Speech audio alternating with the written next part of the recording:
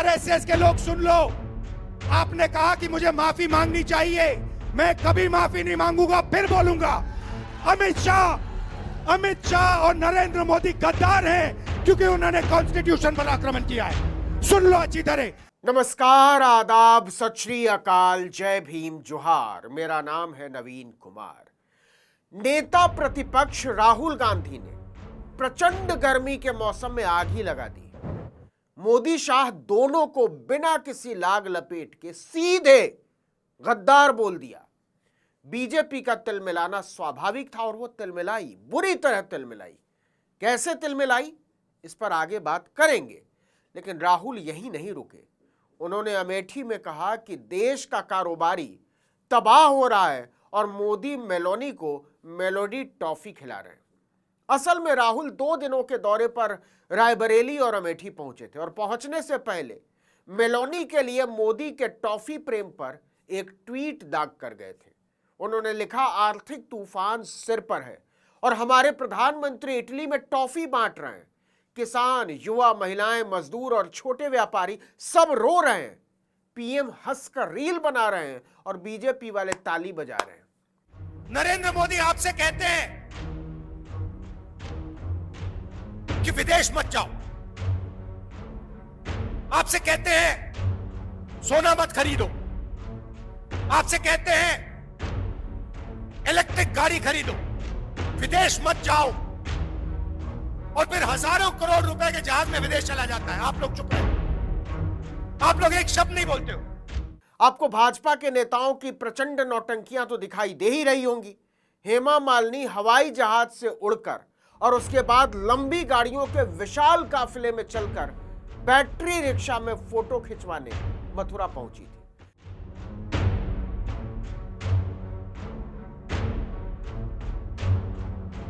इसी तरह महाराष्ट्र के मुख्यमंत्री साइकिल से फोटो खिंचवाने के अगले ही दिन पुणे में 17 गाड़ियों के काफिले में धूल उड़ाते हुए निकले।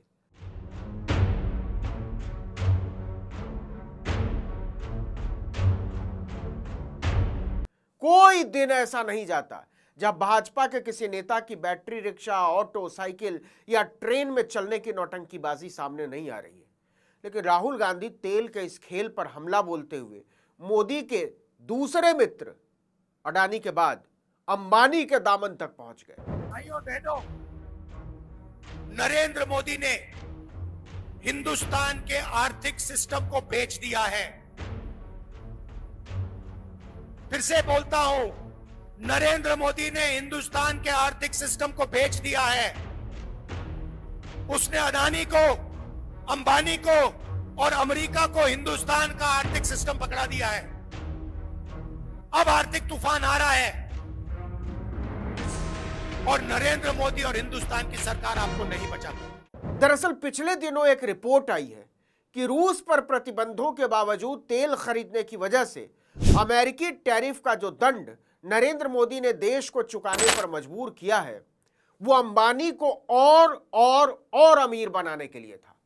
रिपोर्ट के मुताबिक 2023 से लेकर 2025 के बीच रिलायंस की जामनगर रिफाइनरी से 85 अरब डॉलर के प्रोडक्ट्स एक्सपोर्ट किए गए, जिनमें से 42% यानी 36 अरब डॉलर के प्रोडक्ट सैंक्शन लगाने वाले देशों को बेचे गए, जैसे खुद अमेरिका और यूरोपियन यूनियन को। अकेले अमेरिका को लगभग 6.5 अरब डॉलर के प्रोडक्ट रिलायंस ने टिका दिए, जिसमें रूसी क्रूड से बना लगभग 2.5 अरब डॉलर का प्रोडक्ट शामिल है।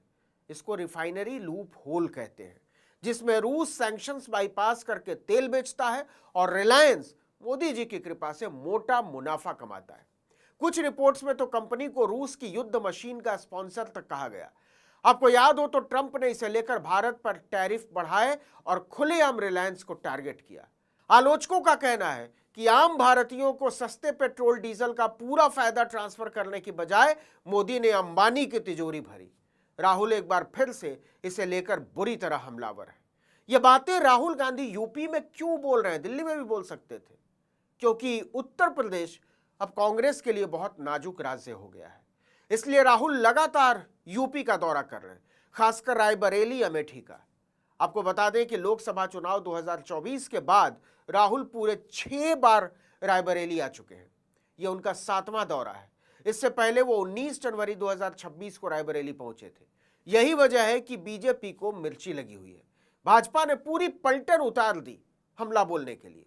राष्ट्रीय अध्यक्ष के तौर पर स्थापित होने की कोशिश में लगे नितिन नवीन से लेकर यूपी के सीएम योगी आदित्यनाथ और महाराष्ट्र के CM Devendra Fadnavis, UP deputy CM Brajesh Pathak, UP प्रदेश बीजेपी अध्यक्ष पंकज चौधरी, केंद्रीय मंत्री गिरिराज सिंह समेत पूरी पलटन, एएनआई वाले बेचारे रिकॉर्ड कर करके थक गए। एक अकेले राहुल गांधी के खिलाफ इतनी बड़ी पलटन। इससे पता चलता है कि राहुल के बयान से लगी मिर्ची में कितना झाल है। आदित्यनाथ ने लिखा, कांग्रेस के युवराज की अमर्यादित टिप्पणी उनकी नकारात्मक राजनीति, असंयमित सोच और लोकतांत्रिक मूल्यों के प्रति उनके अनादर को प्रदर्शित करती है। आदरणीय प्रधानमंत्री श्री नरेंद्र मोदी जी, माननीय केंद्रीय गृह एवं सहकारिता मंत्री श्री अमित शाह जी एवं राष्ट्रीय स्वयंसेवक संघ के प्रति उनकी घोर निंदनीय टिप्पणी 145 करोड़ देशवासियों के जनादेश, अच्छा 145 हो गया, मोदी जी 2 दिन पहले 140 बोल रहे थे, विश्वास और लोकतांत्रिक संस्कारों का भी अपमान है। कांग्रेस के युवराज को अपने आपत्तिजनक, असंसदीय और कुंठाजनित वक्तव्य के लिए समूचे देश से सार्वजनिक रूप से क्षमा मांगनी चाहिए। वहीं भाजपा के राष्ट्रीय अध्यक्ष नितिन नवीन ने कहा कि राहुल गांधी का आज का बयान बहुत ही दुर्भाग्यपूर्ण है, कहीं ना कहीं उनकी अराजकतावादी मानसिकता को दिखाता है। लेकिन किसी भी मूल सवाल का जवाब भाजपा के किसी नेता ने नहीं दिया। सब वैसे ही भागते रहे जैसे नॉर्वे में साक्षात नरेंद्र मोदी हेलांग के सवालों से भागते नजर आ रहे थे। देखिए, राहुल के ये हमले नए नहीं हैं, पहले भी वो इन मुद्दों पर मुखर होकर बोलते रहे, आवाज उठाते रहे। लेकिन क्या कांग्रेस इतने गंभीर आरोपों को तार्किक राजनीतिक परिणति तक ले जाने का हौसला रखती है? उसके पास इसे लेकर कोई ठोस रणनीति है? याद कीजिए, एप्स्टीन फाइल में कई बार पेट्रोलियम मंत्री हरदीप सिंह पुरी का नाम आया था। राहुल गांधी ने इसे लेकर बहुत बड़ा तूफान खड़ा किया।